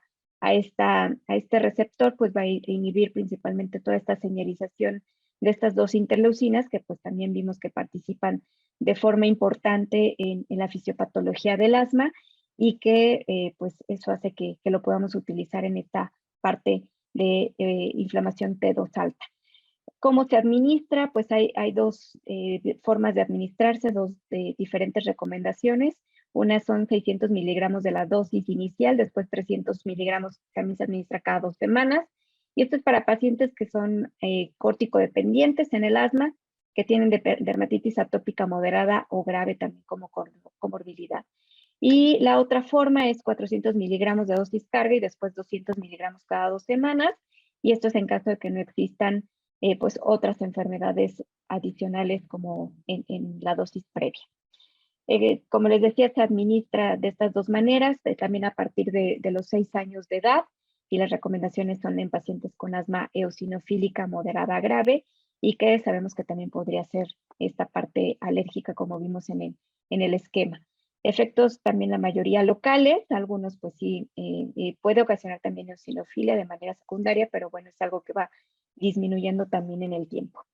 Estos son en general un resumen de los atributos que pueden tener los anticuerpos monoclonales, y pues si ven, todos van a basarse sobre todo en la reducción de la tasa de exacerbaciones, son como siempre los objetivos principales. Vemos aquí, por ejemplo, mepolizumab en promedio 53%, benralizumab entre 28 y 60%, dupilumab entre 46 y 67%, y el tezepelumab, pues recientemente también se agregó ya como uso, al menos en Estados Unidos y en algunos países en Europa ya también, pues vemos también la tasa de exacerbaciones que reducen es alta, ¿no? Entre 60 y 70%. La función pulmonar, pues también es variable la respuesta que tienen los diferentes anticuerpos monoclonales, pero pues si vemos dentro de los que más cambio tienen, pues el dupilumab y el tezepelumab, y pues bueno, eso depende también de la respuesta de cada paciente, ¿no? Hay pacientes que incluso igual con benralizumab o con mepolizumab pueden tener una mejoría de la función pulmonar importante. Este cuadro pues solo se los pongo para que vean todas las enfermedades que también pueden tenerse como comorbilidad en el asma y que podrían tener un uso adicional, y esto también depender la indicación del uso de los biológicos. Entonces, por ejemplo, si ven omalizumab, pues bueno, también se ha empleado en dermatitis atópica, en urticaria crónica. Mepolizumab ya está autorizado igual para, además de asma eosinofílica, para EGPA y para síndrome hipereosinofílico. Reslizumab, que pues no hay en el país, pero también está para el síndrome hipereosinofílico. Benralizumab para asma eosinofílica, y de la misma manera para granulomatosis eosinofílica con poliangitis y para síndrome hipereosinofílico. Y el dupilumab, pues además también para dermatitis y poliposis nasal. Estas son algunas de las características que también se describen en cuanto al uso de las diferentes terapias. Ya lo vimos previamente, pero nada más quiero que se centren igual en estas comorbilidades que los pacientes pueden tener: rinitis alérgica, rinosinusitis crónica, sobre todo en los adultos por la poliposis, no en los niños, pero en los niños pues sí podríamos también tener pacientes que se favorezcan con biológicos cuando hay una dermatitis atópica importante, que también es frecuente que lo veamos, ¿no? En este grupo etario y con un asma grave, una de las comorbilidades más importantes. Entonces, de acuerdo a ciertas características de cada uno de los pacientes, pues es como debemos de ir encasillando qué biológico le voy a poner. Revisar la respuesta. Estos son los criterios que nos sugiere Gina de respuesta. En general, pues es siempre mejoría de síntomas, exacerbaciones, función pulmonar, y además, pues que bajemos la dosis de medicamentos inhalados, la dosis de esteroides sistémicos o suspenderla incluso. Y algo importante, pues bueno, es que si el paciente va teniendo buena respuesta, pues lo vamos evaluando cada 3, cada 6 meses, y la importancia de ir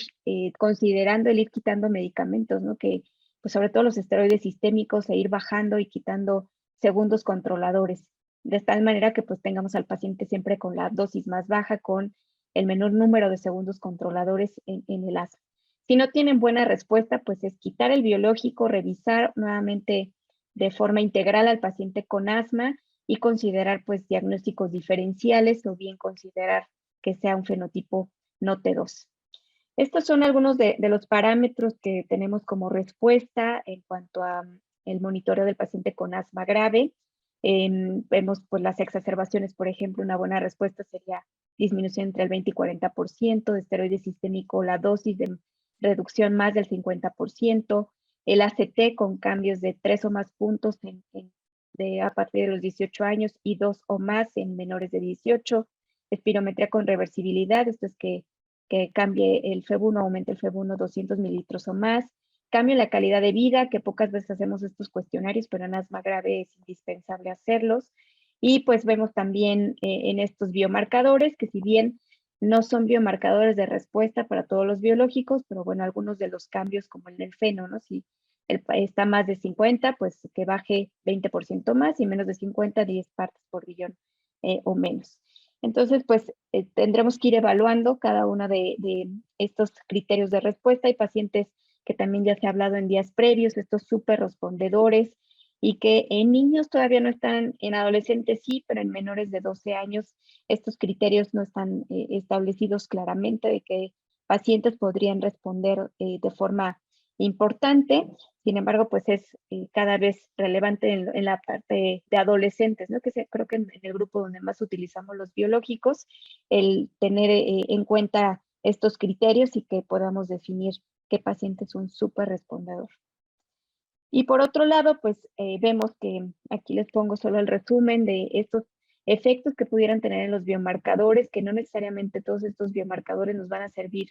para evaluar la respuesta de todos los biológicos, y que pues muchos de ellos no van a tener un biomarcador de respuesta, ¿no? Entonces, por ejemplo, la antiinterleucina 5, pues el biomarcador que cambia es el eosinófilo en sangre periférica, pero feno de IgE pues no hay ningún cambio. Antiinterleucina 13 y antiinterleucina 4 y 13, que es principalmente el que está, pues cambia aquí sí el feno, como veíamos es un criterio para decidir si lo uso, y también pues es un biomarcador de buena respuesta, al igual que la IgE. La terapia anti-IgE, en realidad, el medir IgE no tiene sentido. Uno de los biomarcadores de respuesta que se ha visto que puede emplearse es el feno, y en la terapia anti-TSLP, pues el feno también es un biomarcador de respuesta que podríamos utilizar. Y bueno, pues siempre es difícil elegir qué biológico le voy a dar al paciente. Vemos que puede haber un inicio de un biológico compartido, ¿no? Y pues va a depender mucho de qué disponibilidad tengo, definir estas características de mejor respuesta para cada biológico, y esto dependerá de qué características son las que más afectan a mi paciente. Y pues de aquí es que muchos biológicos podrían ser compartidos para un solo paciente, y que pues definamos siempre la importancia de iniciarlo y también decidir cuándo no tienen una buena respuesta y pues suspenderlo, ¿no? Cuando no exista.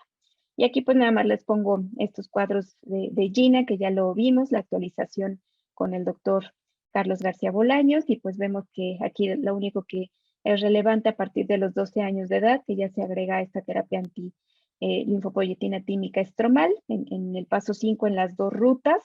y en los pequeños de 6 a 11 años de edad, pues bueno, son agregado también la terapia anti-interleucina 4, y continúa la terapia anti-IgE y anti-interleucina 5 como parte de las opciones que tenemos en estos grupos de edad.